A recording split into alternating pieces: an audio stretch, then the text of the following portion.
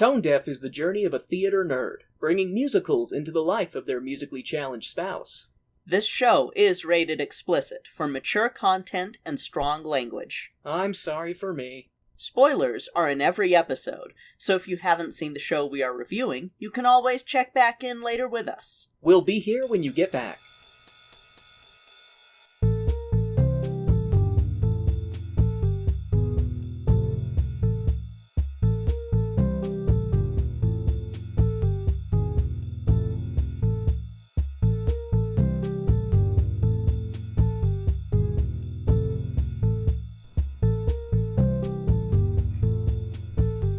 Welcome to Tone Deaf, a theater nerd's guide for their musically challenged spouse. I'm Kay, a musical theater nerd. And I'm Warren, I'm musically challenged!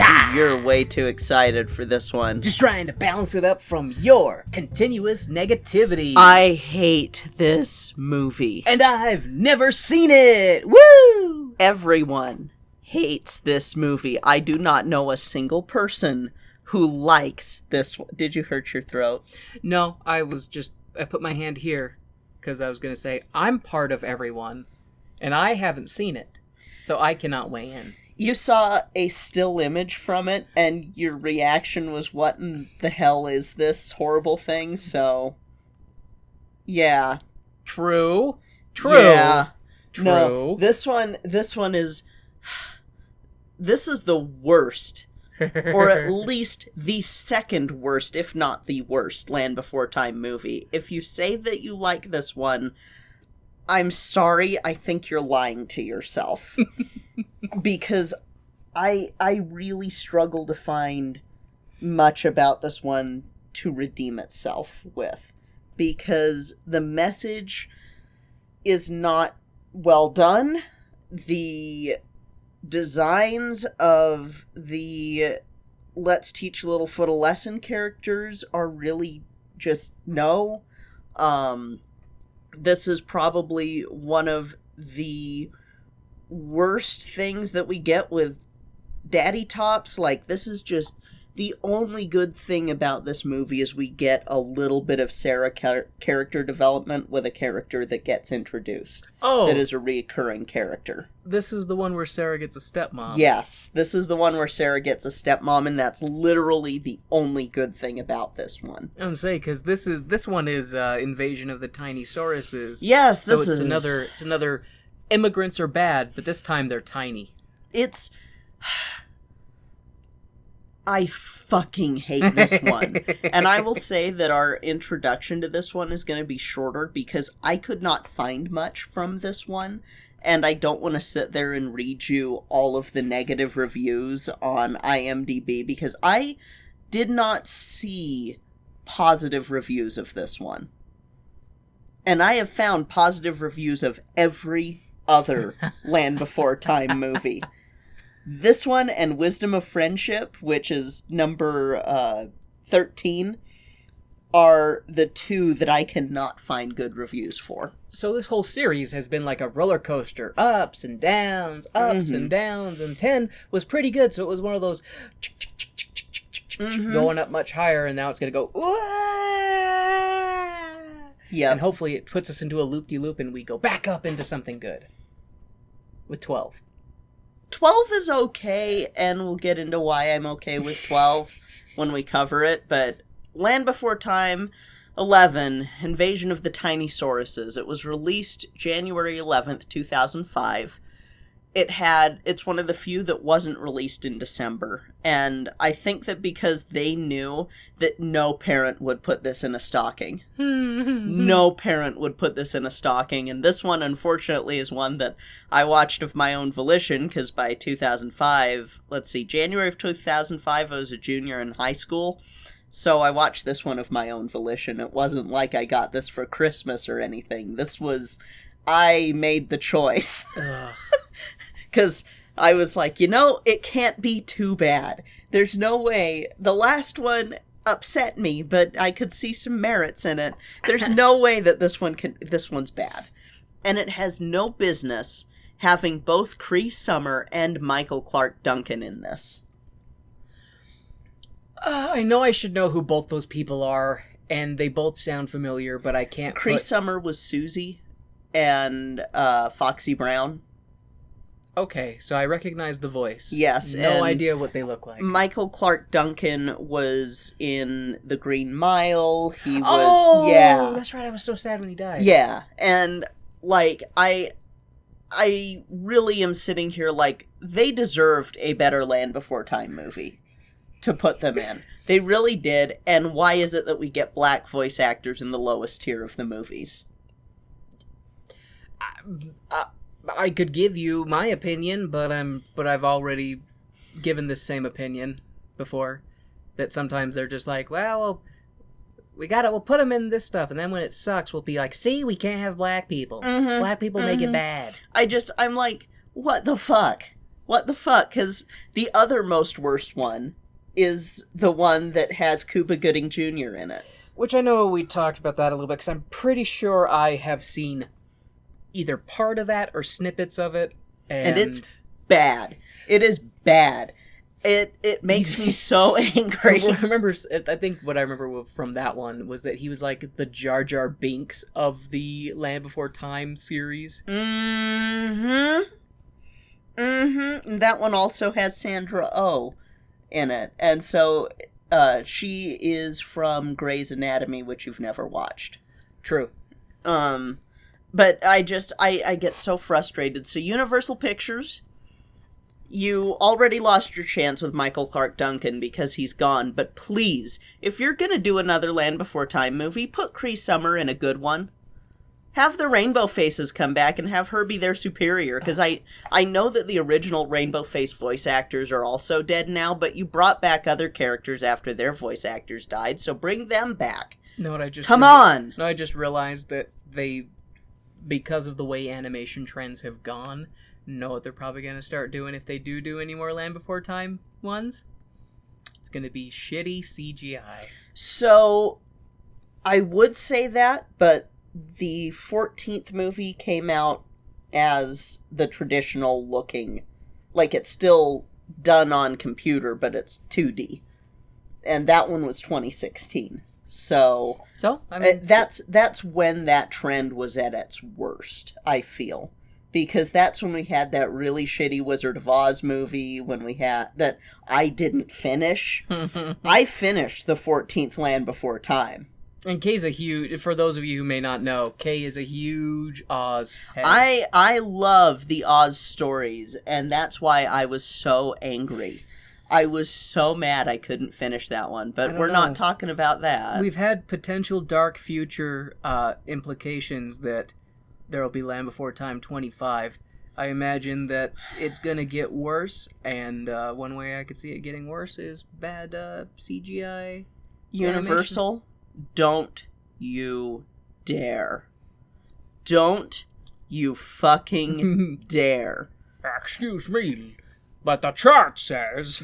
Fuck the charts. But our marketing team says... Fuck the marketing team. Anyway, this is going to be the last time that we get any reproductions at all of James Horner's score by Michael Tevera. So they stop fucking? Jesus Christ.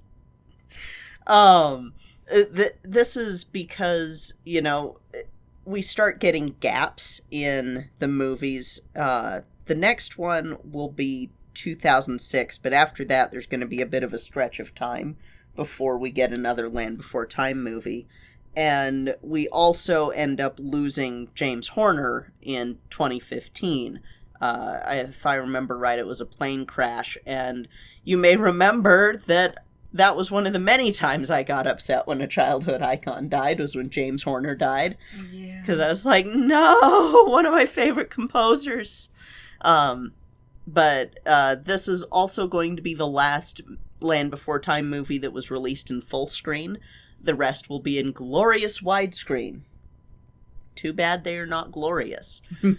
This got a 49% on Rotten Tomatoes, which I think is generous. It is one of the worst rated of them. So was the 49% the critic or the audience? There is no critic score. In fact, after a point, there are no critic scores on these. It is all audience scores.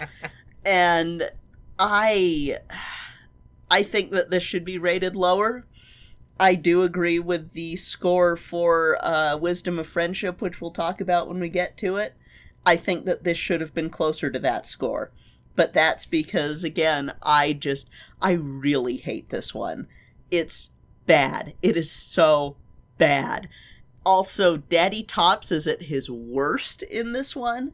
And, well, I mean, it's another immigrants-focused story, so he's going to be extra hating on the immigrants. It is so fucked up. This one gets pretty fucking problematic. Does he like to stomp tiny immigrants? We'll get to it, but this is the most fucked up one, I feel. I feel like, because Wisdom of Friendship is a little white saviory, but I feel like that one does teach a better lesson, because Littlefoot ends up being the one who has to learn that he doesn't know what the fuck he's talking about. This one, I do not see any merit in this fucking movie. I hate this one. And also, I love when you get passionate. We're gonna get into the thing that I hate the most, because I know what you're asking. What the fuck are Tinysauruses? I imagine that they're gonna be like compies, or it's gonna be even dumber, and they're like versions of the normal dinosaurs, but just, it's like it's a, I don't know, like tiny versions of all the same dinosaurs that live, like Fraggle Rock type of thing, but with shitty tiny dinosaurs. Fraggle Rock would have been better. In this movie, there are going to be super tiny sauropods that almost look like the same species as Littlefoot. To our knowledge, there were no miniature Brontopadosauruses. What? So instead of going the route of using actual tiny dinosaurs that lived, they make up dinosaurs that didn't exist for the purposes of what exactly? Sort of. Because there is a diminutive sauropodomorph that the wikis think these guys may be.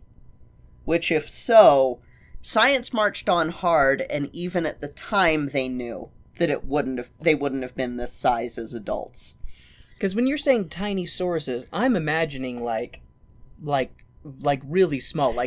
They are tiny. Like, they are itty bitties. And the dinosaur that they list them as in all the wikis is Mosaurus, which means mouse lizard. Mosaurus sounds a lot like my gun. Yeah, Mosaurus. Or maybe it's Mosaurus. Either way, in the 70s, paleontologist Jose Bonaparte was excavating in the Laguna Colorada Formation in Argentina and found very tiny sauropodomorph fossils. How tiny, you ask? Minus the tail, they were 6 inches long. The longest was over 14 inches long. And even more so, they were all found in nests around eggs because they were fucking babies. See, that's what I was going to ask. And also, when you were giving inch size, I was going to try and make a penis joke, but all I could really form was just the tip. So I'm disappointed. Jesus Christ. Disappointed in myself. But oh my God. I mean, it sounds like a baby. Like, when they're talking about the sizes, I'm like, maybe they were just babies. Yeah. I mean, the key to a sauropod is that they're huge, and they get huge. So if you find tiny ones, unless it's on, like, an island somewhere that's completely removed and it has its own divergent evolution and its own ecosystem where they could, like, what was the one? Because there was a situation like Hot Seg Island. Yeah, but they were not tiny. They were smaller. They weren't this size. Didn't they theorize that, like, the size of a horse? About that size, which, like, with these, they are not full-on sauropods. These are Triassic dinosaurs. So, they're going to look closer to Plateosaurus than they are to Apatosaurus. And the thing is that they knew that these were babies. And they knew that the adults had to be bigger. And the estimate at the time was about 10 feet long. And that was the estimate up until 2013, because all they had to go off on for this dinosaur were juveniles and hatchlings. That's why it's Mosaurus, which is mouse lizard. And they did find that these baby dinosaurs walked on all fours, but a study done by Laura Gegel called That Baby Dinosaur Didn't Crawl, but it did walk on four legs as an infant. It determined that their stance went from quadrupedal to bipedal when they reached adulthood. And when they reached adulthood, in this movie, they have the adults being tiny as well. And being that same size as the... What's that bird that the babies hatch and they're like almost this full size as adults? Puffins. Is it puffins? Mm-hmm. So it's a puffin situation, it's a puffin but situation. Even smaller. Yeah, and with baby puffins, it's kind of like they hatch and they're big, and I guess kiwis too, because kiwi eggs are like the size of the mother. Yeah. Yeah, the mom needs a hot bath and a glass of wine after laying one of those. Yeah, and so I can see that, but that's not how it was. And you would definitely be able to infer that from the species and stuff. And in real life, these adults would have been, after they found fossils of the adults, they would have been about 20 feet long and weighed over 2,200 pounds.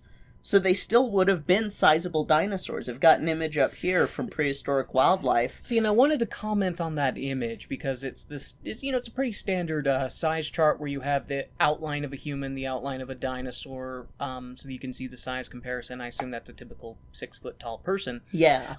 When I'm looking at that outline of the dinosaur, the posture between the forelimbs and the rear limbs, the hind limbs, it implies that they would probably walk around on all four as a resting posture, but as soon as they needed to book it, they would move up onto all four. It's like a hadrosaur, or like Plateosaurus was more upright than these guys would have been. Their limbs don't remind me of sauropod limbs, though. It reminds me more of something like a gallimimed. Yeah, and that's kind of what your sauropod, or your sauropodomorphs, the earlier sauropods, would have looked like, is because earlier on dinosaurs just kind of all look the same a bit. Like, they're mostly bipedal, the walking on two legs, sometimes dropping down onto four, and it's only until towards the end of the Triassic, start of the Jurassic, that you start getting your dinosaurs that walk on all fours. And even when they're walking on all fours, you can tell where the arm is. And because the front limbs look more arm-like than the rear limbs. Yeah, and so it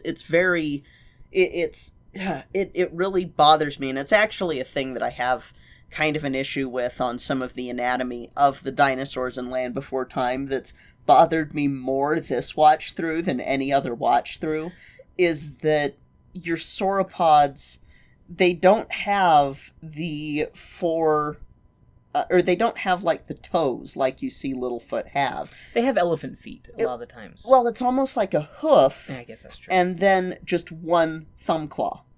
And the rest is kind of like covered with a fleshy pad.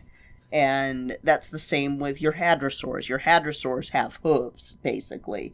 It's the best way to describe what their feet do. So you may have told me this before, but I can't remember because of my brain.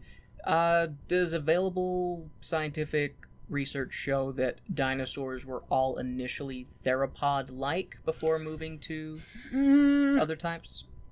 Because you're talking... So, the dinosaurs that people think of, and we're still finding more Triassic species, are, if you want to think about Plateosaurus, Eoraptor, Herrerasaurus.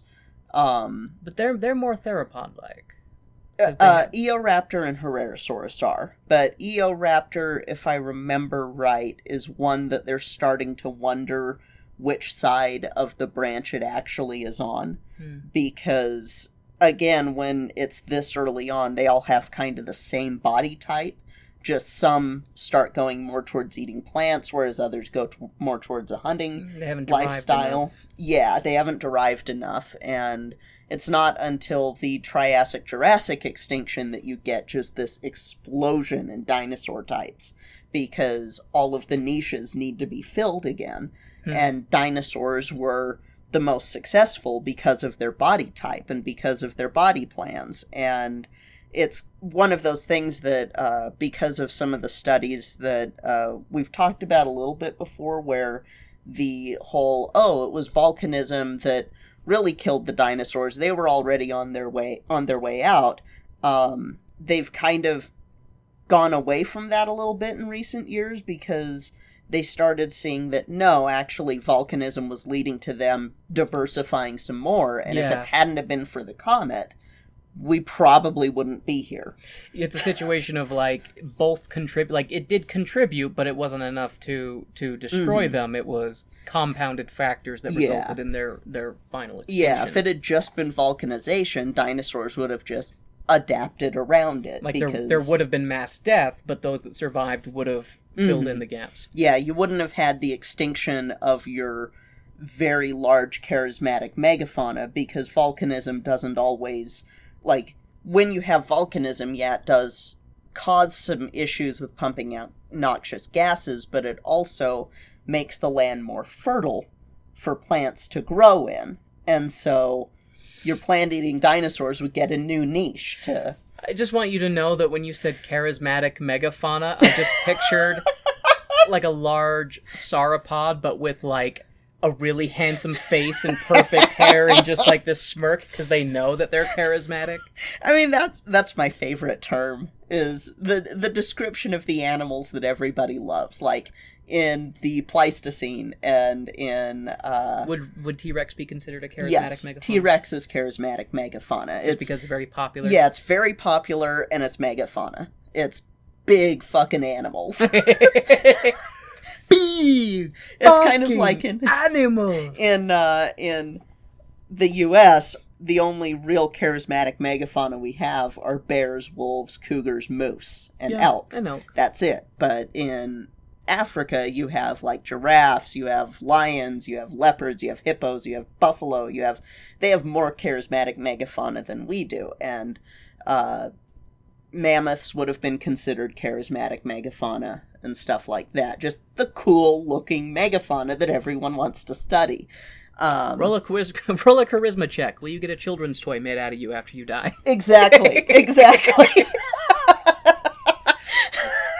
But, like, with these dinosaurs, these late Triassic dinosaurs, like, they're on their way to being sauropods on the case of Mosaurus, but they're still closer to Plateosaurus than they are to the rest of Sauropoda.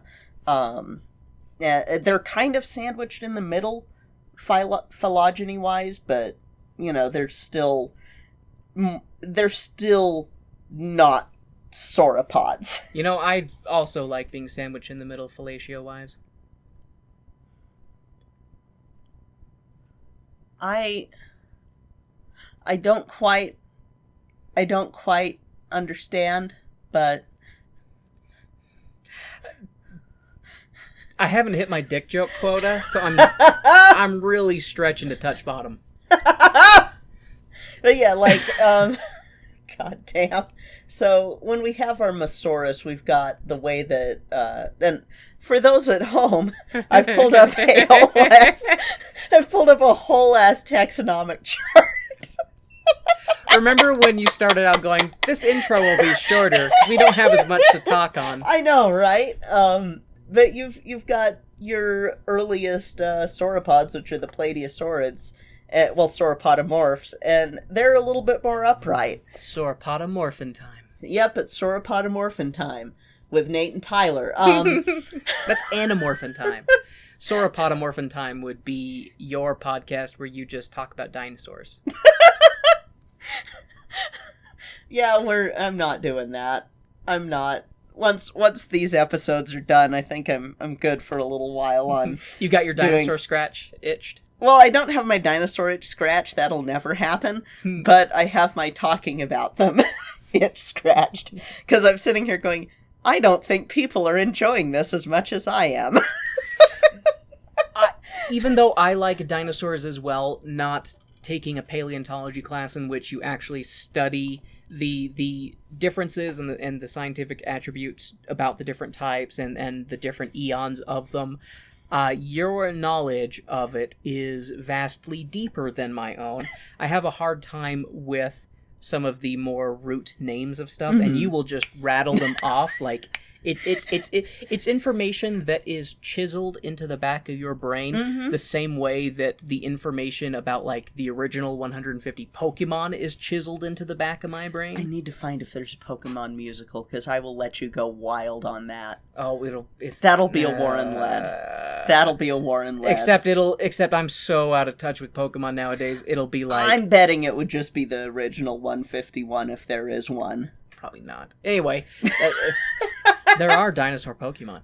Yes. But yeah, so like that's sort of the old school body plan that you have with your dinosaurs there, where you're gonna have a bit more fingers, you're gonna have a little bit more walking upright, and you're not gonna have the ornithischian split yet, and all of that fun stuff.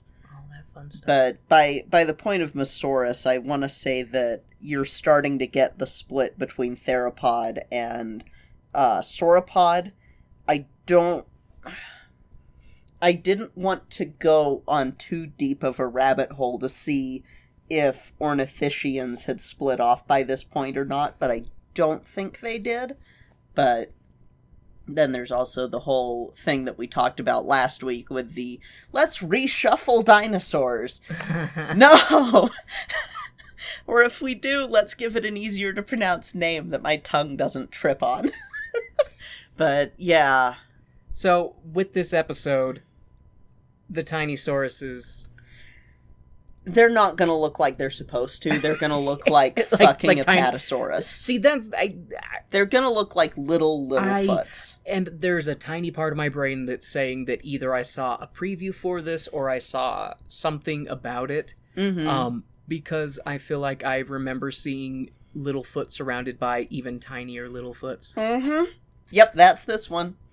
And it fucking sucks. Oh boy. I fucking hate this movie. Oh boy. Shall we go watch it? If we must, in order to keep our eyes and entrails where they are right now. I would have thought that getting this condor from World Wildlife Fund would have been enough, but it's not.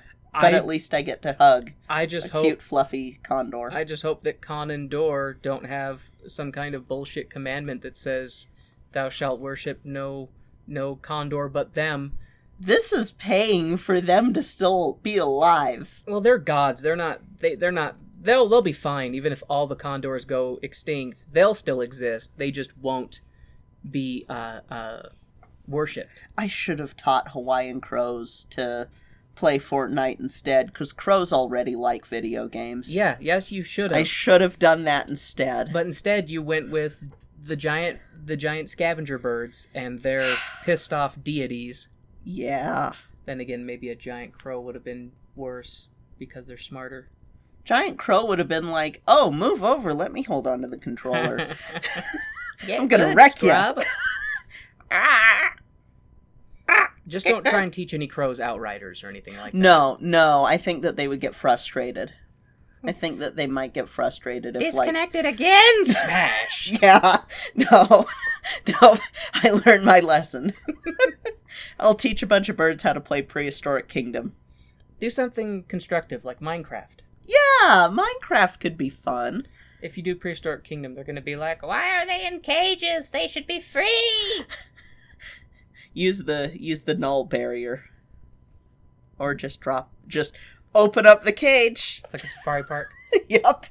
It's kind of how I've been building all of mine, is a little bit more safari parkish, like the people are in a tunnel, basically, because you don't want folks walking around with a Rex. It just takes one. Just takes one for a Rex to go, oh, well, one. It's like Chicken McNuggets. People McNugget. Oh. Can't eat just one. Nope, can't eat just one. We're not filling enough. Anyway, that's enough stalling. Let's go watch Invasion of the Tinysauruses. Goddamn miniature immigrants. Jesus Christ. Stomp them all to death. How dare you try to steal from us bigger people? So, yeah, you don't know yet how close you were to the plot of this fucking movie. God, I hate it. Anyway, let's go watch before I just decide to snap the DVD in half and cut my losses with my eyes. Oh God. Okay. Let's go.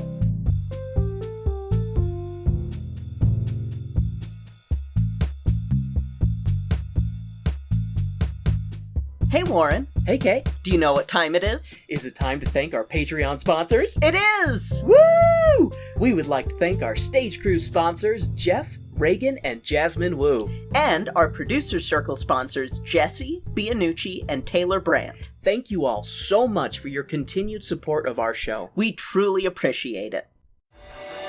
This is a Ninth World Journal. A careless experiment with a teleportation device has left me stranded in random places throughout the Ninth World.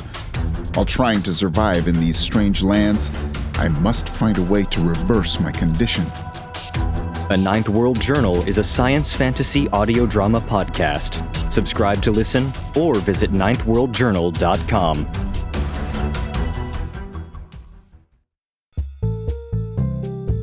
And now, the lights are going down and the music's starting back up, so let's head back to the second act of our show.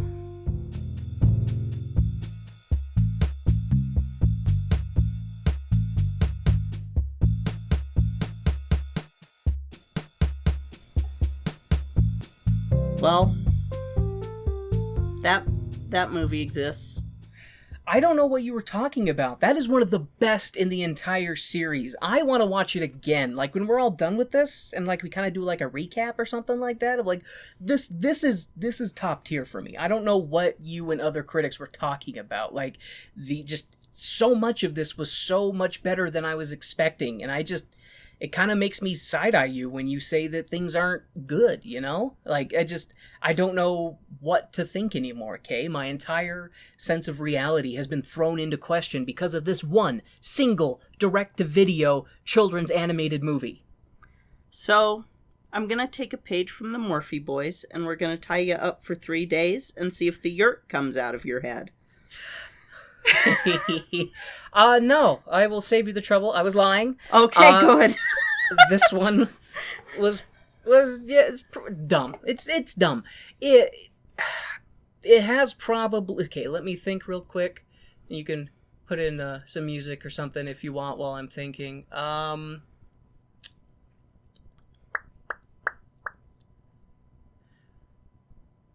This might have the dumbest story. Yes, it does. Of all the ones, like there's some stories that have some pretty dumb parts to them.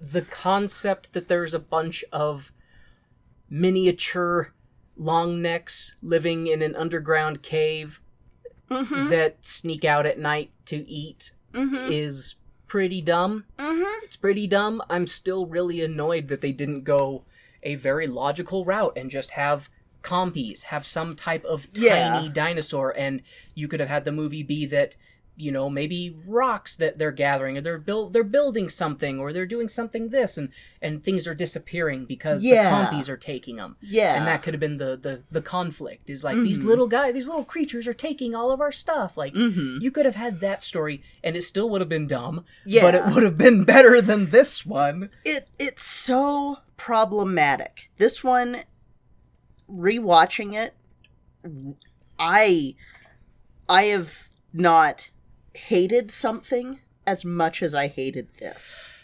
And in a while. I have mixed feelings about it because the main story is really bad, but one of the side plots is actually pretty decent. Yeah. It's not bad, and the moral that they try to, and like this one has some pretty good side morals in it. It does. And the main story, you know, the main moral of it is basically, well, if I don't know, it's never really clear. So, the main moral In your opinion. In my opinion, and what I can kind of gather, is that scapegoating is bad. They don't do a good job of doing that moral.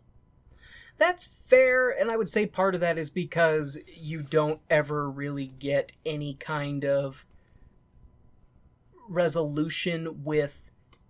I almost called him Daddy well, I'll wait to reveal what his name is, because I have notes about it. But Sarah's dad, he doesn't really own up, and he makes that half attempt to own up. So I'm not talking about his scapegoating. Oh. I'm talking about Littlefoot's scapegoating that caused the whole problem. Fair. Because that is a very real world thing that people do, Absolutely. And it gets people killed. And it almost got all of these little guys killed. It almost got all these little guys killed, and he doesn't even really learn anything from it.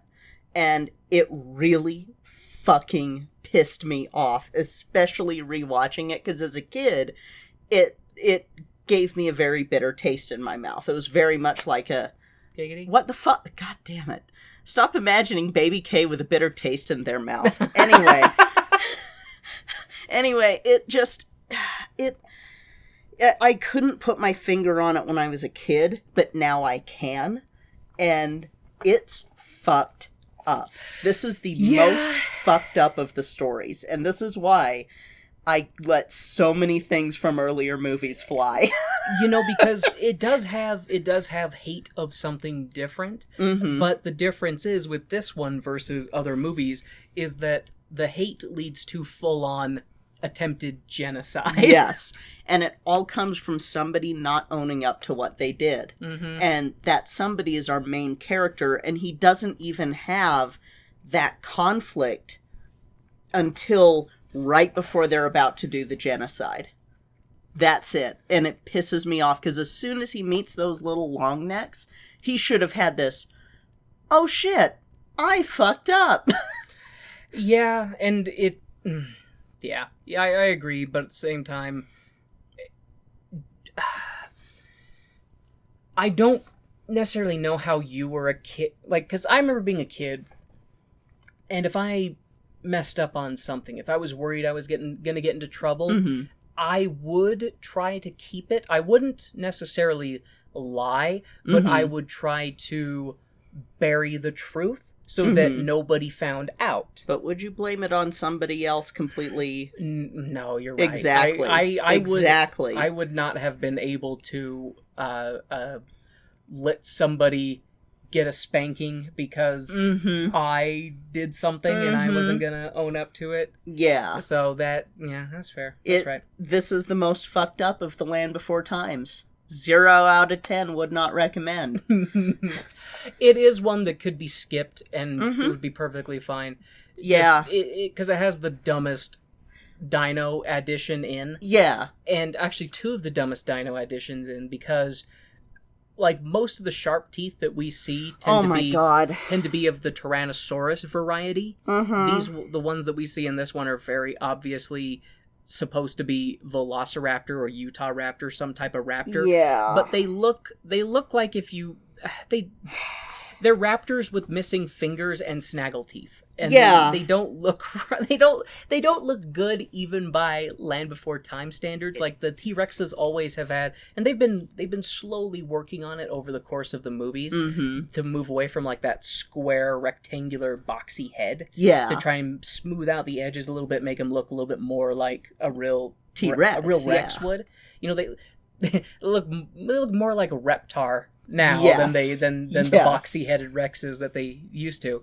But these ones, the only way you could even think, oh, that's a Velociraptor, is because the big toe claw. Yeah. But then they have these weird fucked up carrot faces with snaggle teeth, and they're missing a finger claw. It's like, what mutant chimera abomination is this? What missing link in the fossil chain Indominus Rex is a much better design if they're trying to do a Rex Raptor hybrid there.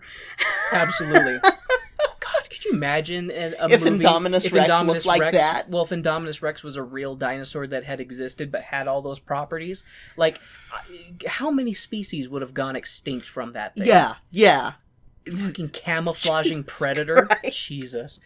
Okay. So, shall we get into my notes about this, or do we have more we want to rant about? I'll rant probably throughout. Yeah, I really hate this one. What do you think my notes are? They're just rants, but in blocked paragraphs. All right. So, The Land Before Time 11, Invasion of the Tinysauruses. Holy hell, the intro music is somber, and for a minute, I think we're about to have Eminem come out and start rapping about his terrible childhood. But no rapping, just Sarah's dad talking about how the universe is filled with objects of incredible size, as well as teeny, tiny particles too small to see, and all the parts, big and small, are equally important. But since it's Sarah's dad as the narrator, he'll soon talk about how much he hates the tiny things. I did like that animation, though. The intro for this one, I actually think, is probably one of the better ones, because it's... The intros always show, not always, often, they show cosmic stuff. Yes. And then it zooms in on prehistoric Earth and talks about how long time ago there were big creatures that lived, you know. This is the first one that kind of gets more scientific. Yes. And they talk about, atoms and molecules. I mean, they don't name them, but they show them. And they talk about how, all of these huge, massive things in the universe are made up of tiny, tiny, tiny pieces. Yes. And without those tiny pieces, you wouldn't have the big things. Yeah. And so, it tries to set the stage for what the moral, just realized, what the moral is later, is that all parts are important, big and small. Like, just because you don't like something doesn't mean that it isn't important to someone else, and it doesn't have its place. Yeah. And it's too bad it was wasted on this movie, man. Much like the voice actors were wasted on this movie. Yeah. This is some of the best voice acting. They got two exceptionally great guest voice actors. And, yeah, they have, well... I wouldn't say their parts are shitty. They're playing shitty characters, but they do a good job voicing their shitty characters. Yeah. Which, I mean, that's one thing to say to an actor, when you can take a shit role and actually make it okay, make it decent, elevate it. Yeah. Okay. The narrator goes on to talk about how small things can be often overlooked, but they are also important. The narrator finishes talking about how small things that are very important, this fucking flower that we're seeing right now, and we see the baby gang looking at this tree, excited to eat these yummy, sweet flowers. But apparently they're not allowed to until... nibbling day. Yep. Nibbling day. I mean...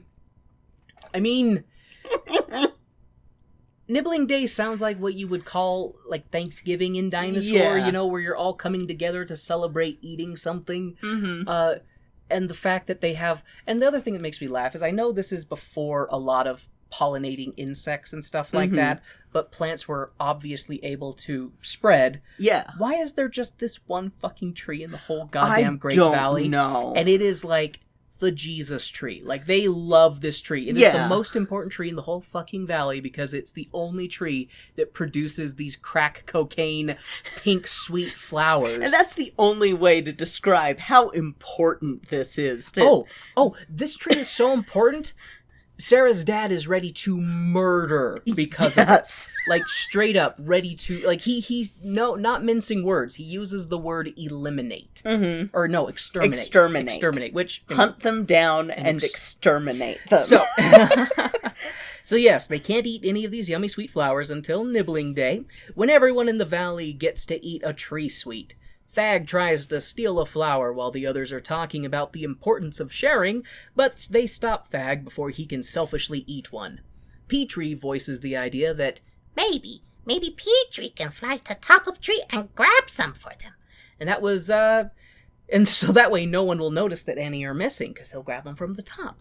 He tries this, but he fails. And as he fails because he's noticed by Sarah's dad, who is apparently the sweet tree police, and he tells the kids they better stay away from this fucking tree until it's nibbling day. The kids all reminisce about the first time they saw the sweet tree, and Baby Steps couldn't get a flower because he was too short, and Sarah jumps on his back and snatches one. The kids all laugh and laugh about this memory, and Sarah is like, yeah, I got the first flower because Baby Steps is too small. Baby Steps Baby Steps, like most men, does not respond well having his size called into question, and gets defensive, saying that he's a grower, not a show, he's still growing, I mean. And Sarah laughs at Baby Steps' insecurity as she marches off. The others in the gang do their best to reassure Baby Steps that his size is fine and that he's plenty big. Baby Steps slinks away all sad.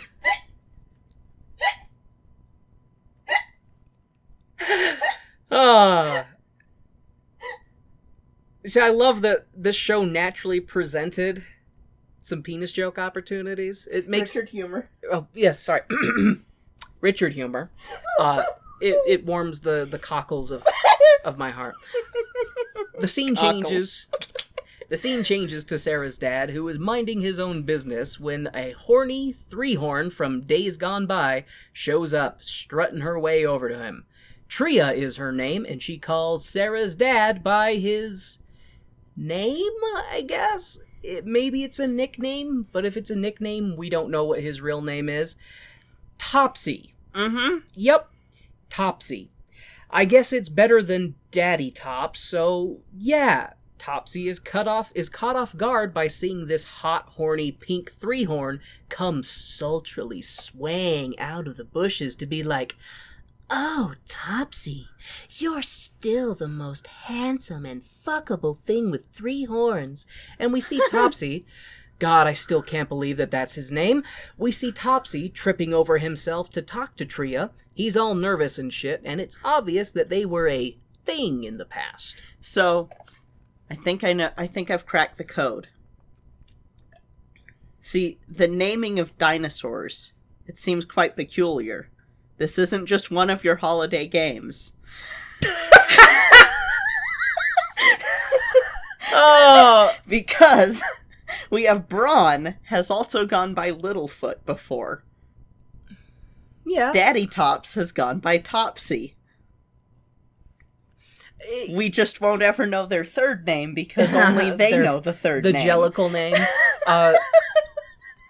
I'm kicking myself for not remembering the name of their species right now, but because I'm a nerd, in the video game series Mass Effect, there were these type of I want to say maybe they're called Hanar. I think that might be right, but they're basically space jellyfish kind of thing, and they talk about they have a face name that they can use with anybody, but then they have a personal name that is only shared with their inner circle kind of thing. Yeah. And so, but I know that you were going with a jellicle kind of thing with that, which I both love and hate you for. It was going to be that or D&D elves, so... but Jellicle was just better because we're a musical theater podcast. Yes. But it does make sense that in this universe, they would have name changes, you know, like they have their child name and then they have their name that they get when they enter adulthood. Yes. Because who's gonna call a multi-ton long neck Littlefoot? Yeah. So, yeah. And then, you know, like you said with Braun, they called me Littlefoot when I was a kid. Yeah. Which, again, I'm just sort of like, so what's Littlefoot's name going to be? Is it going to be given to him, or does he have to go on a journey to figure out his name? I mean, is it... Hell, we don't know what his mom's name or his grandparents' names are. That's true. So, yeah. Braun is the only... Well, and I guess Sue. Yeah. Braun and Sue are like the only long necks we ever learned the names of. Because I don't count... And Pat. Oh, Pat. Good point. Thank you. Because I don't count Shorty, because Shorty would be like Littlefoot. His or name. Allie. Or Allie, yeah. But... Or one that comes in the TV series. Anyways, I digress. We cut to Sarah walking and laughing to herself about how Baby Steps is small for his size when she hears her father talking loudly and rushes to see who he's talking to. Topsy hears Sarah approaching and pushes his horny friend out of the scene, saying that they'll get together later and rustle some bushes. Sarah comes in and is like, "Who are you talking to, Dad?" And Topsy lies because he read the script and knows that Sarah will flip her horns over a new female in the picture. Not just that, but he also is saying that he's going to give Tria the first tree suite That's right. instead of Sarah. And it's one of those... Did he say that he was going to give Sarah the first Yes, tree that suite? was the whole thing, that Sarah was like, I'm going to get the first tree suite, and that's what led to the argument with Littlefoot. And Gotcha. her damaging his pride was... Yes. She knew exactly where to needle in on Littlefoot. Which it made me laugh that they're calling Littlefoot out for not getting any bigger when none of them have fucking grown. None of them have grown. So, Not a single one. which, you know, I would have appreciated as the series went on if they did an art shift and they showed them maturing a little bit. Yes. Because that way it kind of grows with the audience. Yes. And that way you know, future generations, if they're watching it as kids, they get to see these children grow up too. Yes. And as they're trying to do more and more real world morals, it would make sense to do them as people are growing up too, because as we experience, you know, more serious issues as we hit maturity and we become more adults in society. Absolutely. But instead, they just keep them as little babies, and then they try to rehash the same moral in some of them, and they keep fucking up the same moral. Or they try to do a new one and fuck it up too. Yeah. Jesus Christ. The scene changes to Baby Steps, who is moping about his size-related performance issues as he tries to climb some rocks. His G-Paw shows up to give him a boost, and Baby Steps gets defensive about his size again. His grandparents try to reassure him that his size is normal-ish. I mean, he should have grown by now, but maybe he's a late bloomer. He'll get his size eventually. Just look at how big his father is, and how big his grandfather is. Baby Steps is sure to get his huge size eventually, but Baby Steps walks off to pout and decides that, you know what? Fuck it. He's going to eat a sweet tree flower and fuck nibbling day.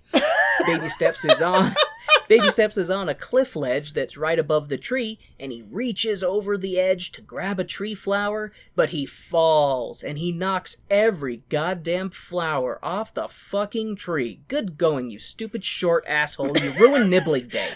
Which...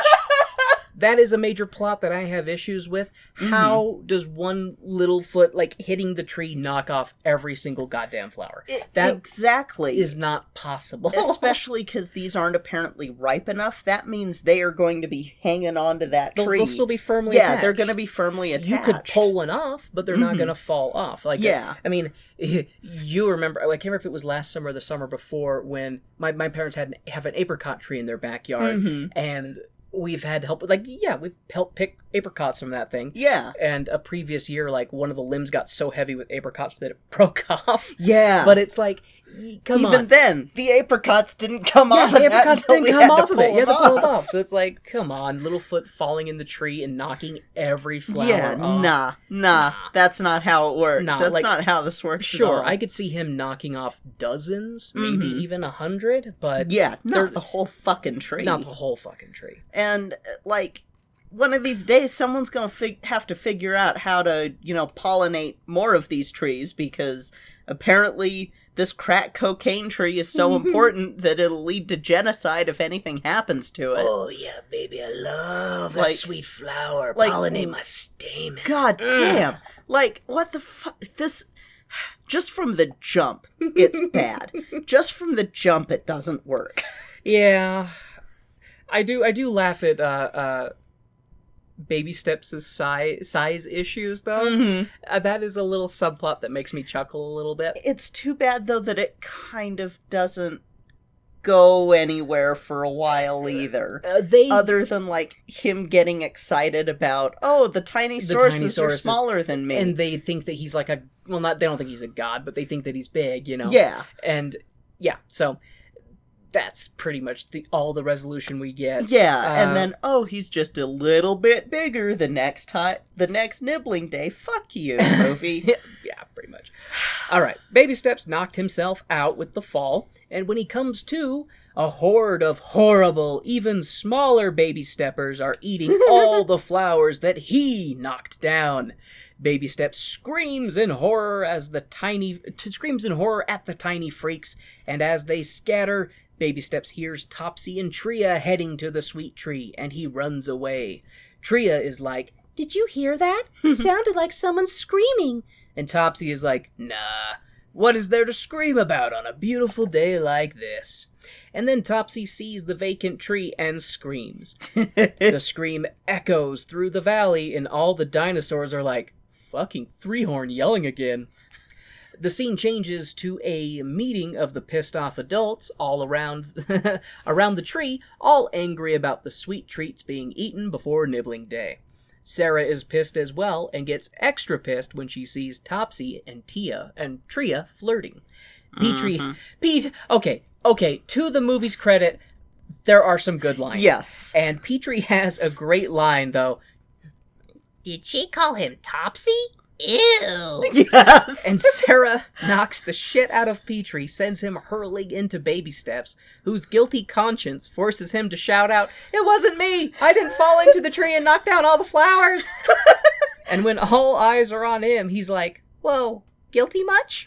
Well, and his thing is more of, "It wasn't me, I didn't eat them all." Yeah, if he would have said, "I didn't fall down," it would have been like, okay, how you gonna work yourself out of this one? But instead he says the whole "I didn't eat them all," and it's like, I mean, you're technically correct. You didn't eat any. Yeah, you didn't eat any, you dick, but you did knock them all down, you little son of a bitch. Yeah. I kind of wish that the main story had been Sarah and Tria. That could have been a better focus. That would have been a much better focus. Because that would have been much more of a real world. I mean, they try to shoot, when you get to the Tinysauruses, they try to shoehorn a thing about, like, "Oh, you have issues with your dad, too?" And they try to have that kind of thing, but it's like, you could have had a much better story that would have been more meaningful if it was more about a new adult in your life, somebody who now your dad's attention is divided. Yeah. Now your dad has another female in his life, and like you know, we don't know what happened to Sarah's mom. But the way that she acts, we assume that she's dead. Yeah. And we assume that she either died in the big earthshake from the first movie, or she died some point prior. Yeah. Because I can assume that if a female dies after laying eggs, a male can still incubate the eggs. Well, Sarah's mom does exist while Sarah's alive, because we do see her in the first movie interacting with Sarah. Oh, I thought that was her dad. You see both parents, and then and you see Sarah's sisters, which never show up again. So we have to assume that they all died. So they all died at some point, and Sarah obviously has older siblings, maybe from previous years with her parents, and because she has her niece and nephew.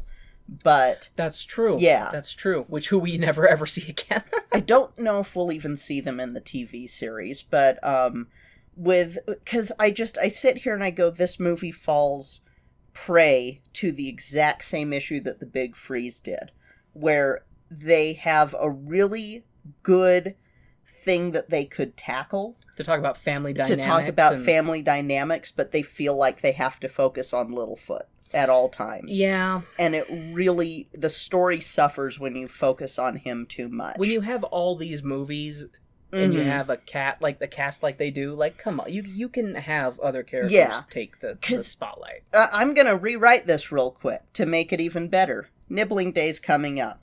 We don't have Littlefoot doing the whole stupid plot where he falls through the tree and knocks all the leaves down, but Sarah's upset, is feeling replaced, leaves home. Oh. Stumbles into the Tinysauruses den, and that's where she has her meeting with Lizzie and going, "Oh, wow, you've got a dad issue too. Oh, you want somebody to be with your dad," and you can still have that, because that's a good moment in this shitty movie. Yeah. And you still could have That would have done been much everything better. else, and it gets rid of the whole, like, you could have sort of a, oh my gosh, where did Sarah go? But Well, I imagine that they would, when they know that she's missing, they would be yeah, and looking you could for her. have Mr. Three-Horn just going fucking crazy still. Yeah, because he's worried about his daughter. But it would be more understandable, and you wouldn't have the really fucking problematic scapegoating thing that Littlefoot does. Murder all the little ones. Yeah, you wouldn't have that, because that really fucking rubs me the wrong way. Yeah. It really does. It's a big yikes. Yeah. It's a very big yikes. If you would have told me that one of the Land Before Time movies has a theme of genocide in it, I would have probably laughed and then been like, wait, really? Yeah. See, Universal, you could pay me to write better movies for you. I mean, I think it is important to teach children that genocide is wrong. Yeah, but there are better ways to do better it. ways to do it. Like, instead of having one of your main characters being the one to lead to a possible genocide, something else. Anything else. Or if it is one of your main characters, have him realize he fucked up right away and then do everything he can to nip it in the bud instead of his, like, his very showy, I'm gonna feed you guys and that's gonna be how I take care of it, and not say anything even though they're actively hunting you down. Yeah. Like, in fact, I have a really big issue with how much this one slips under the rug, because they have shown that all of these herbivores are sentient and sapient creatures, and they all speak the same language, and they all are. There's no language barriers. There is no language barriers. They view each other on the same level. This is fucked up. This is the most fucked up in the series, and it legit gives me such a bad taste. It does. It's major yikes. It is the number one movie so far in the series that needed a rewrite. Yes. All the and this is why, as we were going through, I was going, I'll hand wave that. You're like, oh yes, this is a turd, but we haven't gotten to the mountain of shit. We haven't gotten to the one that has literal fucking genocide, and no one learns their fucking lesson. No one learns their lesson, because I'm sorry, just handing out tree sweets is not enough to make up for the fact that you tried to eradicate their entire population, Mr. Three-Horn, and also doesn't make up for the fact that Littlefoot is the cause of it. Yeah. Yeah, you're right. You're absolutely right. Fuck this movie. Don't have your kids watch it. It's not good. Yeah, skip this one. There is no 11th Land Before Time. Skip it like you would the 13th floor. There you go. All right, so Baby Steps then admits that he indeed fell and knocked the flowers off the tree, but it wasn't he who ate them. He doesn't admit that he fell and knocked the flowers off. He just says that he came across all these tiny dinosaurs eating the tree sweets, and that he got scared and screamed, and he was going to run and get help. I thought he said he fell, though. He doesn't say it until the point where they're like... Thank you for correcting. Yeah, no, that's why it's such a problem, is because he does not admit shit until this point, until later. Okay, yes, so Littlefoot says that he wasn't the one who ate the flowers, it was these really tiny long necks, so short necks, I guess is what we can call them, whatever, It was tiny dinos who ate the flowers. Everyone laughs, and Sarah is like, oh, you're so dead, Baby Steps, but Topsy is like, no, he's right. Look at these marks look at the bite marks on these flower remnants. They're way too small to be from a normal dinosaur. And then Topsy is like, I knew it. Immigrants, tiny immigrants are eating our food, crawling around, eating food and being immigrants existing in the valley. The rest of the adults then talk about how much they hate tiny things and how gross and freaky they are. And the song, Topsy, sorry. And then the rest of the adults then talk and sing about a song. They have a song thing about how much they hate creepy crawlies. Creepy crawly little things. And it makes me laugh because I'm like, yeah, you guys are talking about the wrong creepy crawlies. Mm-hmm. If this was a song about how we need to smash every insect we come across, I'd be all game. Littlefoot could have lied that way and not even brought up the tiny long necks. Because guess what happens to flowers all the fucking time? Bugs. Yeah. Yeah, there you go. And they've established they don't swarming leaf shake gobblers. Yeah, they don't give two shits about bugs. Yeah, that's true. And, I mean, it's still not a good thing to do, but... I'm fine with it. Anything with more than 4 legs can be murdered. I don't care. Except for that cute puppy with 6 legs. Oh, okay. That puppy with 6 legs is a treasure, and I love her. Skipper is an outlier. Skipper and is should an not outlier, be and you know what? 6-legged puppies, I'm here for it if they're doing fine. counted. That is a cute fucking puppy. She is a cute puppy. Okay, but after the song about how much little creepy crawly gross things suck, Topsy tells the others that their only option is to hunt down the tiny dinosaurs and exterminate all of them. G-Paw and G-Ma Big Steps try to be the voices of reason, saying that every creature has its place and has a right to live in the valley and eat food too. Topsy is like, no, they're evil monsters. We must murder them all. And the other adults agree and set out on their murder hunt. Topsy and Tria pair up and Sarah sees it all. Topsy is like, oh, Sarah, we need to talk. Do you want to hunt and murder tiny dinos with me? And Sarah's like, no, I'm gonna hunt with baby steps. And then we get a montage-ish scene of different adults hunting for tiny dinos, and the kids as well. Petrie flies high in the sky and thinks that he sees one, and he dive bombs it. Jesus Christ. But it's Petrie, so he doesn't seem to pay attention to the tiny dino getting bigger and bigger as Petrie approaches it, and Petrie slams into G-Paw Big Steps and slides off his nose and falls to his should-be 60th death by now. But he's fine. I guess it's Petrie. Has Petrie ever been fine? I mean, has he? I mean, he survived drowning with a T-Rex in the first movie. At this point, we shouldn't be surprised. There we go. He's always been, well, Petrie. If I had a kid, I wouldn't want him to be like Petrie. Anyways, enough Petrie hate. There are small dinos in need of genociding. I do like the one Diplodocus that chases her tail. So during the montage-ish scene, we get some good bits of physical comedy with the dinos, because they're looking for tiny creatures, and they're like, how do we find these tiny creatures in such a big valley? And they're like looking in every nook and cranny of like broken logs and stuff like that, and one ceratopsian gets stuck underneath a tree root, because they're like going under the root and their head gets through, but then they can't back out, and so they're stuck. And then there's the Diplodocus that, as they're looking around a bush, they see like the end of their tail, and they think that it's a tiny dinosaur, so they're just chasing their tail around this bush. That was pretty funny. That was pretty. So like there are some funny moments in this, but you could have had that same moment with literally anything else. Literally anything else. A million other things. Yeah, this movie. What would it have been like to be in the writer's room for this? Okay, we're on the 11th Land Before Time direct-to-video animated sequel. What should be the conflict of this one? Genocide! Yeah, genocide. Genocide. The dinosaurs decide they need to murder a whole bunch of other dinosaurs.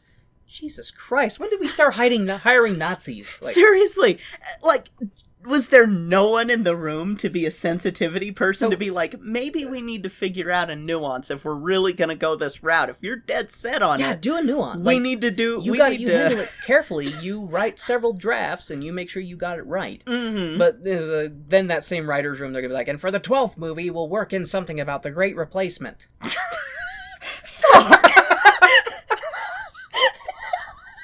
We were in this valley first, and we're slowly being replaced. I don't want to say that this series is nationalist propaganda, but there are some really problematic things that get hand-waved. One thing that I will talk about, because we do harp on the fact that they do have what appears to be a lot of nationalist stuff with it, but at the same time, every time that they talk about it, it is done in a negative way. It's not done in like a positive way. Ish. I guess okay. You're being fair. Me with my higher thinking know that it's negative, but the way that they represent it, it is kind of just thrown out there. You do occasionally have like, you know, because you do have G-Paw Big Steps and other dinos stepping in to be like, okay, Mr. Third Reich Horn, calm down. Yeah. You know, this isn't... So you do sometimes have a counterbalance to that, but at the same time, I do think that there is some fairness in trying to teach that it is the natural reaction of people, you know, to fear something that they don't understand and they don't know. However, I don't feel like they handle it well enough to be like, yes, this is something strange and different. Yeah. However, it has a right to exist too. It has a right to be. It doesn't mean just because it's strange and we don't understand it doesn't mean it's coming to get us. The only movie that's done it okay so far is the first movie. Yeah, and even that one has some issues. It's also the best one, though. Yeah, but like they keep trying to do this lesson, and like I could forgive it a little bit more in the 90s. I can't forgive it in the 2000s. No, I cannot forgive it in the 2000s because by then we're starting to actually realize how shitty things have been.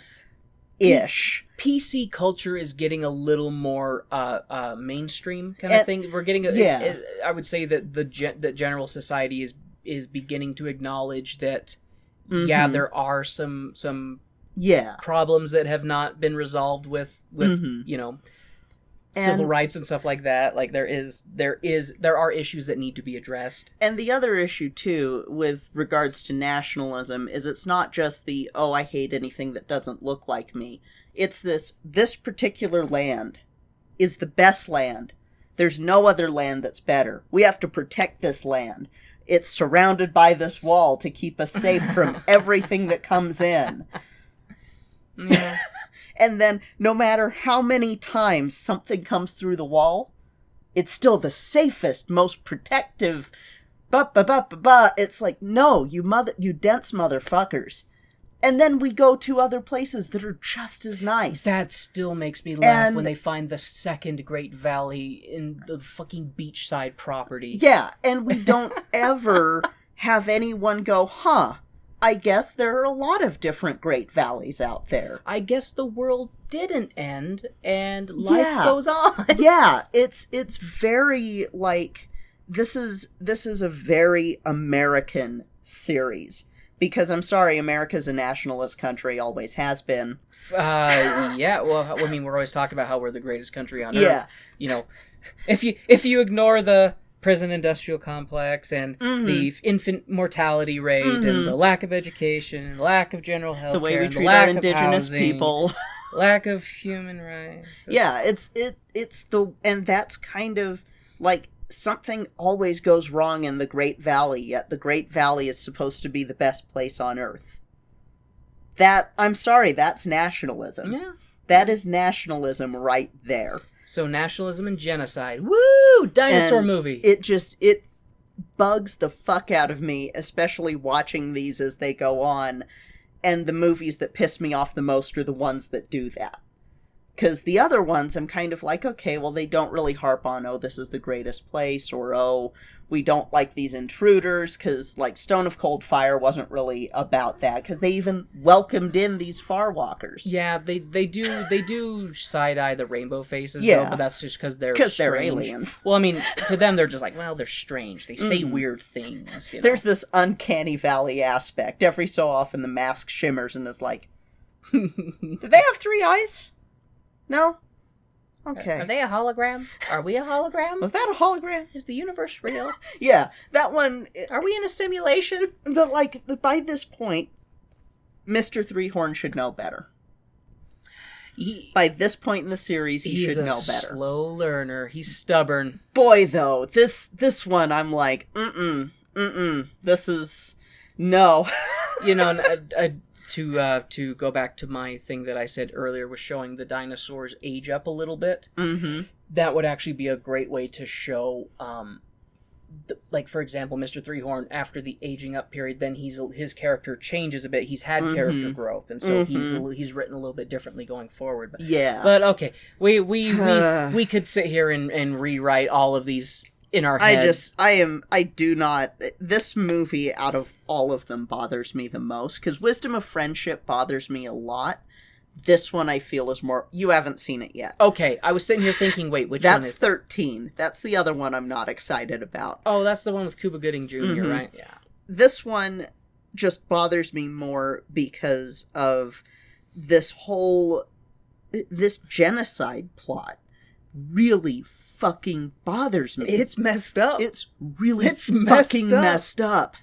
It's bad. It's messed up. It's very bad. It's messed up that these large, powerful creatures are like, we need to exterminate all of these little things. I mean, over fucking tree flowers. Tree flowers. Well, I mean, I get it. I mean, they talk. Well, we'll talk about more. Okay, so.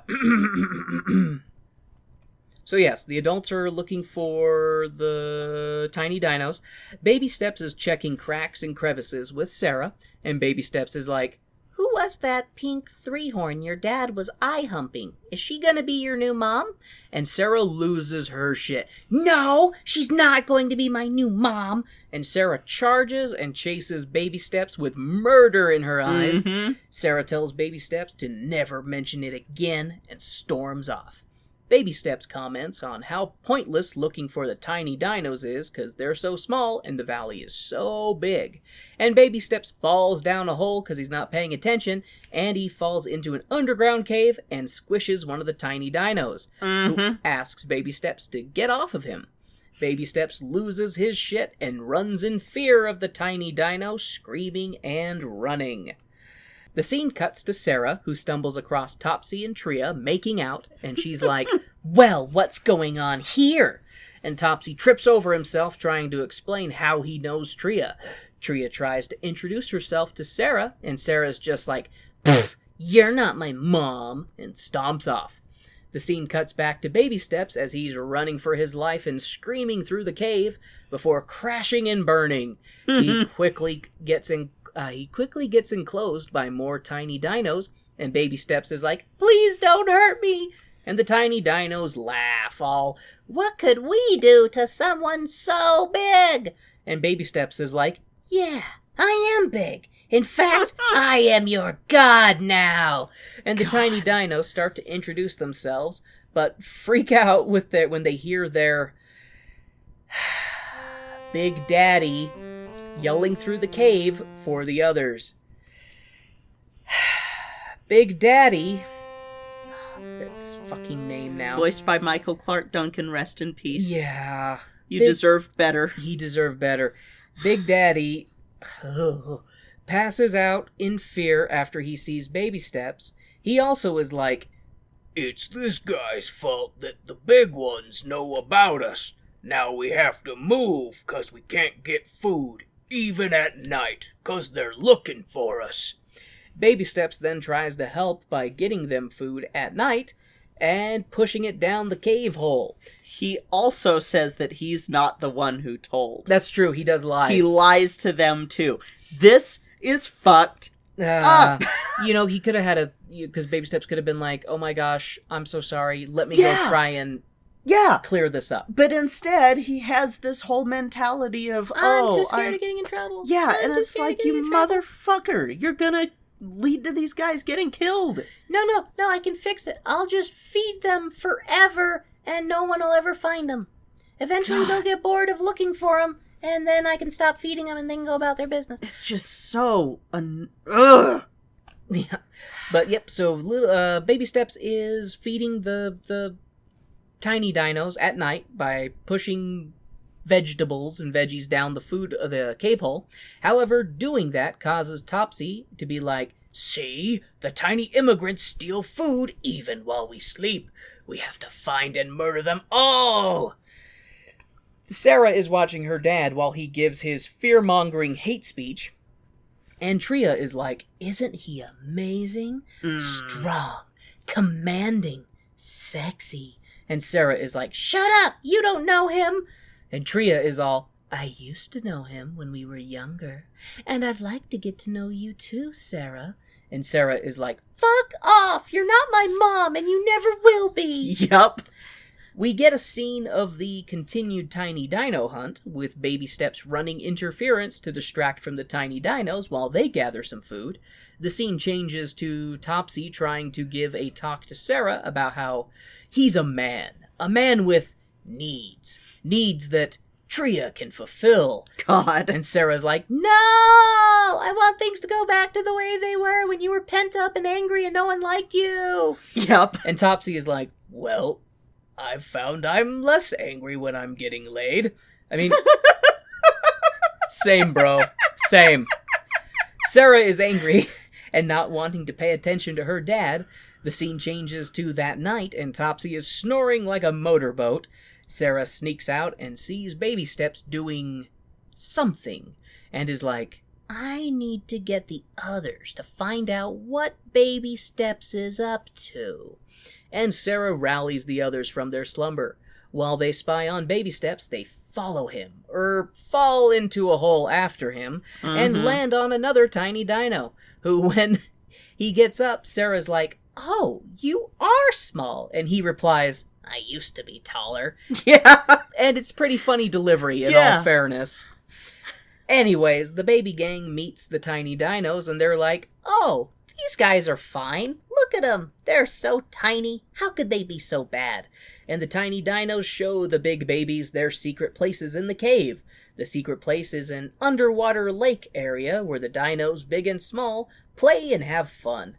Sarah and one of the tiny dinos, Lizzie, I think her name is, Yes, are hanging out by themselves and complaining about how similar their dads are, and then launch into a song about how dads suck, which is a complete departure from the last movie where the dad song was like, it's great to have a dad, and this song is like, dads can be jerks that make you angry and sad.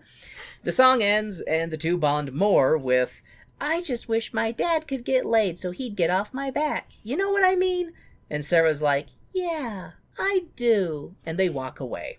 and I love those scenes with those two. Those scenes are pretty cute. And again, it may just be because I love Cree Summer, but I mean, she's a national treasure. She is a national treasure and should be protected, much like Dolly Parton. But I wish the whole movie had been that.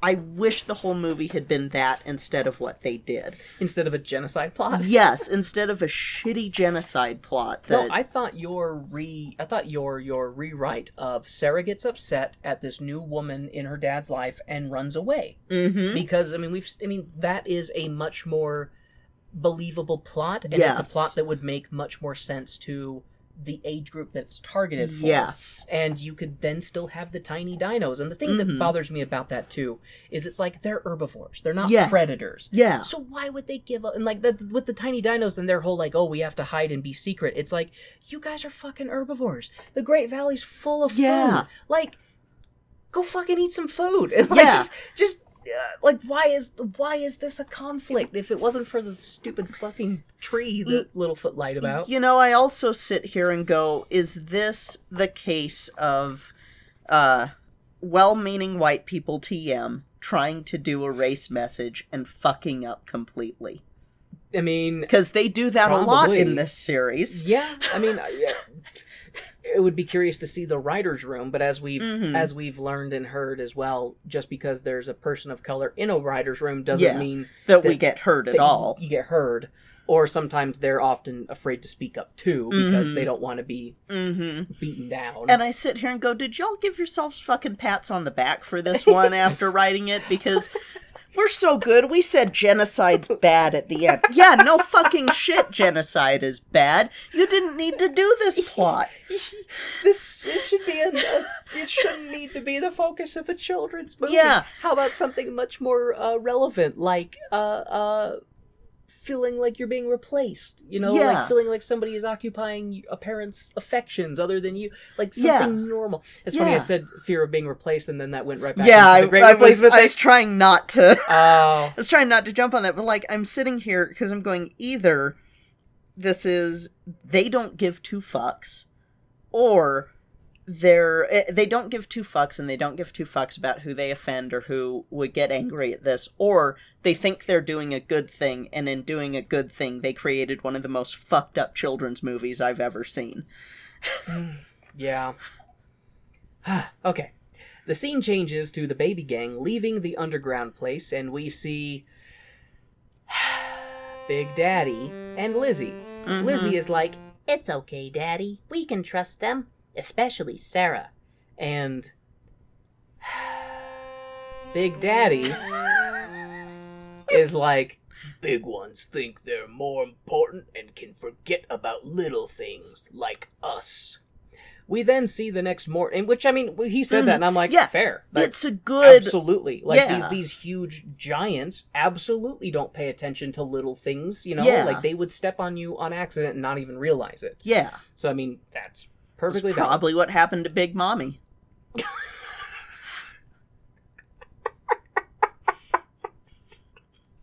You know, you're probably right. Either that or got eaten by a sharp tooth. Can we just talk about, though, the Big Daddy's is shorter Oh than my God. the rest of the kids? I didn't mention that. And Yeah, he's like a head shorter than all of the other kids. And I'm just like, you couldn't, like, what was the design? Is it just the fact that his name's Big Daddy and he's smaller, but he's obviously their parent, and sometimes kids are taller than their parents, but at the same time, it's like, he's supposed to be an adult, and it's obvious that these are children. Yes. And we don't see any other adults. It seems like he's the only adult, which implies that all of these are his children, which means that that's a genetic bottleneck, and you might as well be dead. Yeah. Unless they're all kind of in a similar case to Braun, with how Braun was picking up strays, and that he kind of is the last adult with the last kids from... That's a valid point. Because something happened before to get rid of all the other adults. Yeah, the last genocide. Yeah, like, this is so fucked up. It's a bad message. It's weird. It's bad. It's bad. It's very, very bad. It's bad. It's bad. It's very, very bad. It's bad. It's bad. It makes me kind of mad. Yep. Okay. We then see the next morning as all the baby gang is tired because they were out too late partying in the underground. We see all the babies struggling to go about their baby day, and Petrie has a great sleep flying incident where he slams into a tree and dies for the 61st time. Sarah runs into Tria, who gives her the, "I've tried to be nice, but you're being a bitch. I'm going to rock your dad's horns, and there's nothing you can do about it. So let's just be friends." And Sarah's like, "Ew, well, I guess I can try being friends." And so that's the, second time we see Tria trying to reach out to Sarah, and Sarah being like, "Oh, we can try being friends." Yeah. Because that was the thing. She's like, "I like your dad. Your dad likes me too." And she even brings up the, maybe there'll be, or your dad, or I can help your dad protect you. And it's kind of the same thing that Lizzie had said in the cave, saying, "I wish there was someone that my dad could worry about me with." And it's like, yeah, that should have been the fucking lesson, the whole fucking...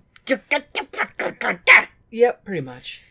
We also see the tiny dinos in their tiny dino cave being like, "I sure hope our big friends bring us food." And the scene changes to the baby gang as they're out at night trying to sneak food to the tiny dinos, but they get caught by Topsy, who scares them away. We see the tiny dinos waiting for food, and Lizzie gets bored waiting, and Indiana Joneses her way out of the cave, followed by her brother. So she, grabs a tree, a plant root that's poking down through the cave ceiling and, jumps off the edge and swings her way up. Yeah. And I'm just, okay. I'm like, you mean there's not, another entrance somewhere? Is that how you guys are always getting out? Because that's not practical. Anyway. Yeah. Anyway, where was I in my note? Indiana Jones is her way out of the cave, followed by her brother, whatever the fuck his bucket name is. I don't care what his name is. Lizzie's the only one who I mean, Lizzie's, you know... Lizzie's voiced by Cree Summer, a national treasure. Yeah, voiced by Cree Summer, so I care about her. We cut back to Topsy, who is still on guard duty, as Tria approaches. And Topsy is like, you need to go back home. It's dangerous out here, what with these little feckers running around. And Tria is like, oh, please, I'll go back, but you should walk me back. And initially, Topsy is game, but then he's like, no, my duty. I have to stay here and be on guard. And right at that moment, we see Lizzie come barreling out of the grass and locks eyes with Topsy. Moments later, her brother crashes into her, and Tria is like, oh, they're so cute. But Topsy is like, kill the tiny ones, and charges after them. Topsy follows them back to their hole in the ground. The next morning, Topsy rallies the other adults to be like, I chased those horrible creatures to their hideout, and now we know where they are, and we should kill them all. And Tria is like, no, they're cute and small and scared. We need to leave them alone. Mm-hmm. And we see Sarah brighten up at Tria's words and get angry as her father tells Tria to shut up and mind her place. In so many words. Yeah. The rest of the adults are like, no, kill the tiny ones. Plug their hole up with rocks.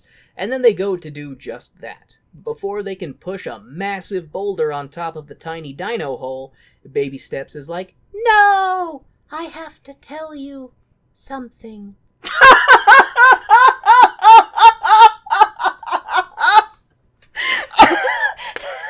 So the reason Kay is laughing is because that's a joke from a video game called Oh my god! Yeah. Anyway, oh my god! I had to work it in there. Holy shit! See, I have to tell you something. I, Baby Steps, am at fault for the sweet tree. I knocked all the flowers off on accident, and then all the tiny dinos ate them. I was going to tell the truth, but you were all so pissed off and angry that my courage shriveled away like a ball sack in ice water. G-Paw Big Steps comes in to be like, we should leave these creatures alone. And the other adults are like, okay, I guess we did get a little carried away with the whole genocide thing, and start to disperse. Much to Topsy's displeasure, because he sharpened his horns for the murder fest, he wanted to see how many tiny dinos he could skewer on each horn. Jesus Christ. The adults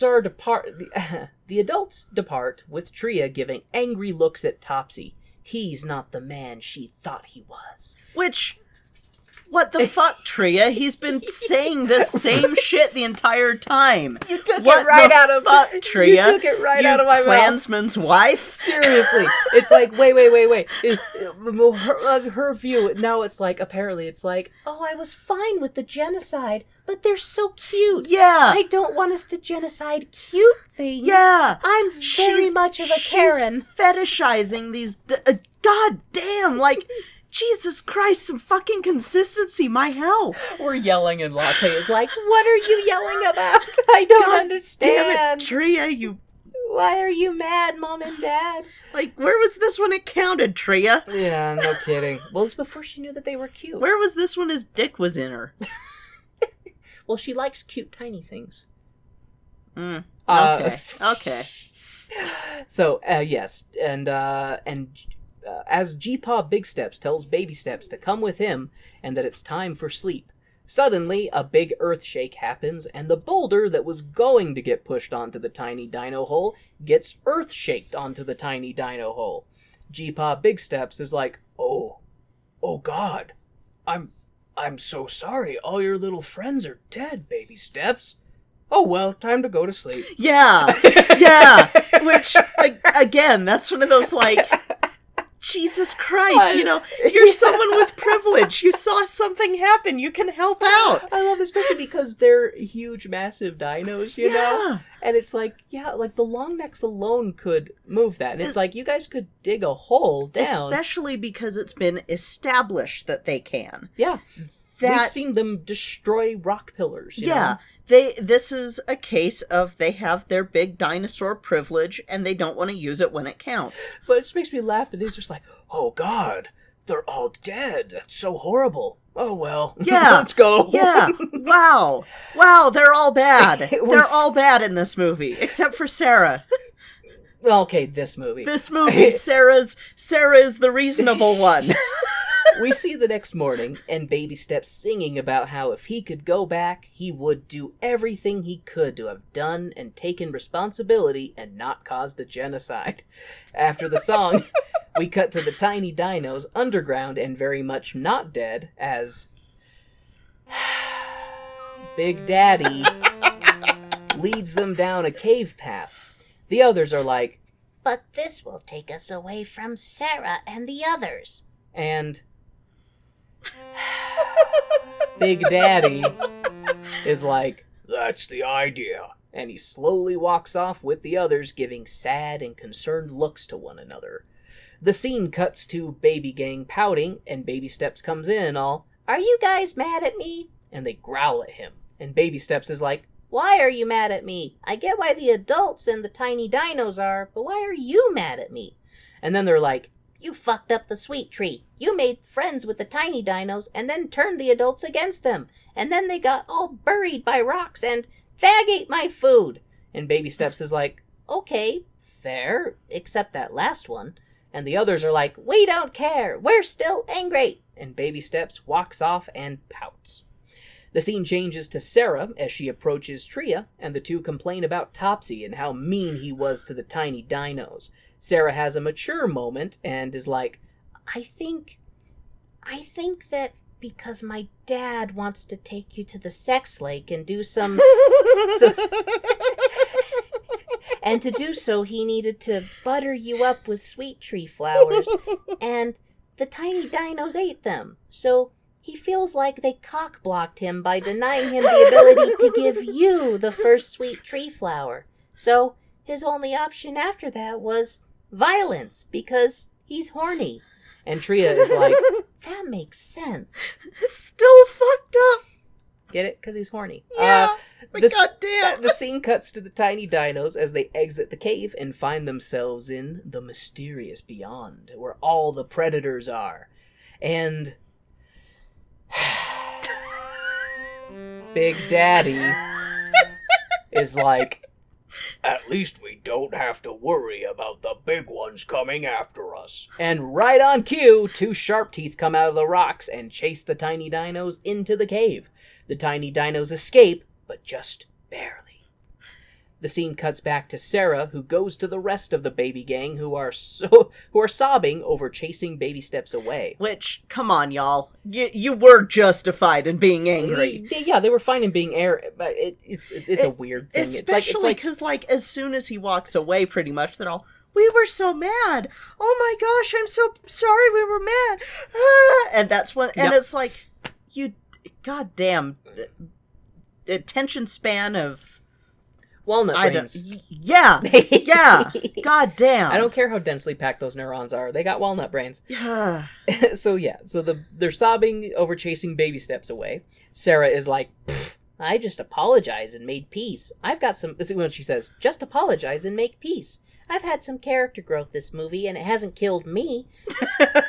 But you know what is hard? Sharp teeth. And they found their way into the Great Valley from the tiny dino cave, and they wreak havoc, trying to eat the baby gang. We get a pretty decent fight scene, which, the design issues of the sharp teeth aside, it wasn't the worst scene in the movie. The fight scene was actually pretty decent overall. I'll talk about the stupid part of it, but Tria shows up to try and fight off the sharp teeth. Topsy shows up and does the, I'm the man, I will protect. And Tria swoons over him. The tiny dinos show up to help fight as well. And even Big Daddy leads the charge of his people against the sharp teeth. Which, how the fuck did those little long necks climb up those sharp teeth? Just how? They're not climbers. They can't grip. Some of those creatures are even, some of the little fuckers are even hanging upside down on the sharp teeth. Yeah. They should be biting them. They could be going after their feet, sure. They could even be jumping and hitting them and then landing and jumping up and hitting them, but hanging on to them with their non-existent grippy hands. Yeah, like the way that they draw their hands, they can't grip. No. They can't. It's anatomically impossible. Anyways, Topsy protects all the tiny dinos, and as the sharp teeth are circling the gang, the rest of the herd comes in to chase them off. The adults plug the hole and pat themselves on the back. Topsy and, Big Daddy have a reconciling and admit that they were both wrong and thank each other for what they did. And now that the cave is plugged up, the tiny dinos have no option but to stay in the valley now. Every conflict is resolved. Topsy is going to get some three-horn sex, and everyone laughs and laughs at how stupid the movie is. The end.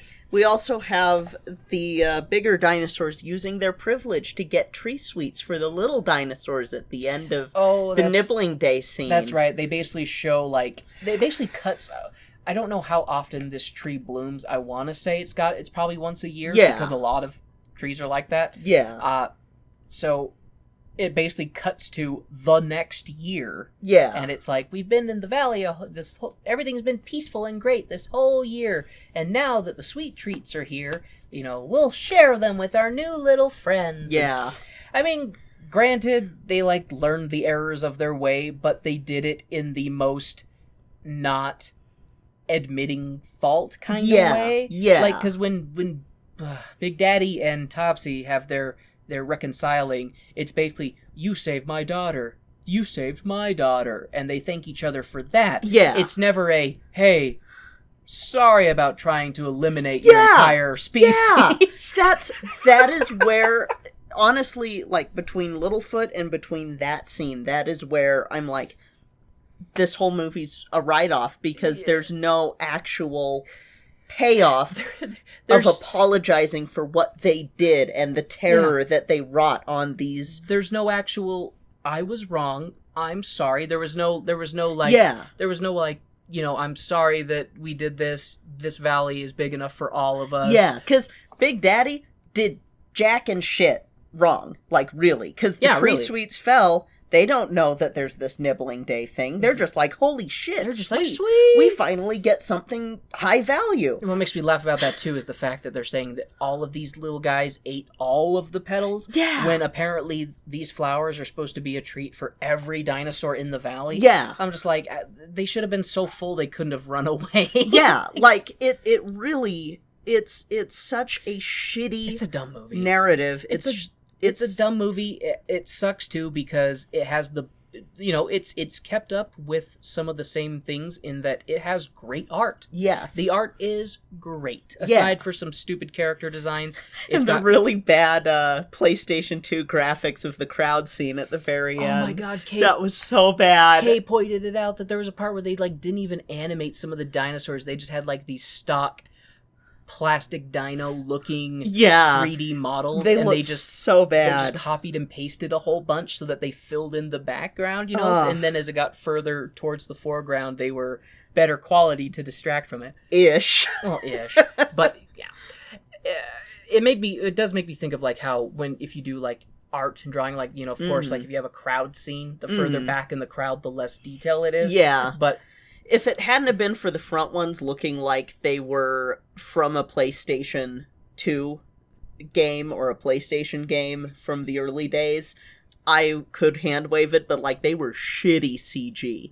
And standing, they weren't quite T-posing, but they should have been. They were eye posing. Yeah, they were eye posing. They were just standing up straight and with their eyes at this dead-eyed expression, and it's like, my God. You could make out eyes? They were so far in the back, I was like... Oh, no, I'm talking about the ones near the front. Gotcha. That just looked like they were T-posing. It was ridiculous. And I just... The message in this one makes me so mad because it's so poorly done, and you could do this message and have it be you could do this message if you took your time with it and if you actually did a real reconciliation at the end and had Littlefoot actually apologize to everybody and be like, I am so sorry I did this. Because his apology wasn't really... The way that he apologized and the way that he kind of expected his friends to be okay with shit, I'm like, Littlefoot, no, you're gonna have to do some work. Yeah. You have to do some work for what you did. Yeah. You almost got an entire species killed. And they have a line in there later with Littlefoot being like, hey, I have grown. And his G-Paw is like, you grew the moment you told the truth to everyone. Nah, fuck that. Fuck that. He should have told the truth right away, you little fucker. Or, at the very least, don't blame a smaller species that's a marginalized species on... He was punching down. He was punching down, and it makes me so angry because shit like that gets people killed. Yeah. Shit like that has real-world connotations, real-world consequences, and it's like, to the movie, like, they were showing that what he did was wrong. Yeah. But they didn't... I mean... Yeah. There's no payoff. Yeah. There's no real payoff for it, so it doesn't really teach that lesson in a tangible way. It basically farts it out. It basically just boils down to, this movie was bad, you can skip it. Yeah, skip this one. You don't need to watch it. We watched it for you. Other ones are bad too, and you can skip those too. But if you're like, no, I'm gonna marathon this with you, Kay and Warren, you can skip this one. Yeah, skip this one. Trust me. It's okay. Just skip it. Enough of us hating on this one. Yes. There's another one for me to hate on. So what is next week's episode? So next week's episode is one that I really want to like. I really want to like it. Because it had my favorite dinosaur at the time. This was released in 2006. It had one of my favorite dinosaurs at the time in it. But there's some issues. So... 6? Oh, okay, so it's when you graduated high school? Yes, when I graduated high school and was getting ready to take a paleontology course. And this one, it's a first for this series, and we'll get into it when we talk about it. This next one is going to be The Land Before Time 12, The Great Day of the Flyers. Huh. Yes. Okay. Yes. We had a flyer-centric one previously. I'm okay with another flyer-centric one. Mm-hmm. Jesus. Now that I'm thinking about the other one, it was very much about flyer supremacy. We will reclaim our greatness. And now it's the Great Day of the... And Touchy Uncle. And then this one's Great Day of the Flyer, so it's like... They're gonna, it's the Third Reich, but Flyers! Jesus. It always comes back to Nazis with me. Fucking Nazis. Yeah. No Nazis in this one. No, okay. And in fact... touchy uncles? No touchy uncles. Okay. No touchy uncles. Very little problematic stuff in this one from what I can remember, because this one... The only reason that I didn't like this one is because I didn't like the design that they did for one of my favorite dinosaurs that exists. But then I saw 13 and went, they did a pretty damn good job. See? You just needed perspective. I just needed perspective. And you know what? Yeah, I'm okay with how they did this character. That's fine. You know, in hindsight, this turd's less smelly than Exactly. In hindsight, I'm okay with the broken glass being shoved down my throat. At least it wasn't up my ass. Anyway. I love you. It sounds like something I would say, but you went for it. I love it. These movies, rewatching them, has given me a whole new appreciation for every bit of mediocre stuff that I've seen. Yeah. There's that little party that's like, well, at least it's not this. Yeah, and this may be bad, but at least it's not that. Like I said, with this Land Before Time 11, that's one of the two that, as you were upset about some of the stuff in the other movies, I was like, don't worry, it gets worse. There, you had part of your worse. I did have part of my worst. Next one, Land Before Time 12, The Great Day of the Flyers. This one is decent-ish. Well, thank you, wonderful listeners, Thank for you so much. sticking with us on what is probably gonna be the worst episode of this series. Maybe we'll have to see. Kay's doing the balancing scales gesture. So far, this is the worst one of the ones we've watched, hands down. Yes. Had some funny one-liners, had some cute moments, but overall, it's bad the lesson, worst. bad everything. Overall, just it's the skip worst. it. So, thank you so much for sticking with us on this one. If you would like to reach out to Kay and myself, you can do so at our home base, which is tonedeafmusical.com. There we have links to all of our social medias, our Twitters, our Facebooks, our Instagrams, as well as a link to the Cast Junkie Discord server, where we have our own Not Safe for Work channel. Please feel free to drop in, say hi, talk about whatever, and have a good time. If you want to help out the show, you can do that by going to iTunes or Stitcher or wherever you get your podcasts. I hear Podchaser's a really awesome website out there. And what you can do is you can mark up 5 stars and put a little review there. Say, my favorite dinosaur is blah, blah, blah. Or, you know what? You're 1,000% right about The Land Before Time 11, and you are smart and amazing and brilliant and sexy, and we love you too. A disclaimer, if someone calls my wife sexy, I will agree with you, but then I will also find you. And See, not I was finish using that the sentence. sexy for you, but... But you can leave us a review. That really helps us out with being on the charts, with getting more of a reach. If you want to go above and beyond, you can do that by going to our Patreon, which is Tone Deaf Musical, and join one of the tiers that we have on there. You can get bonus episodes. You can get your name read on the show. You can have us read you a special birthday message. All of that, it just really helps out the show. Everything goes back into the show.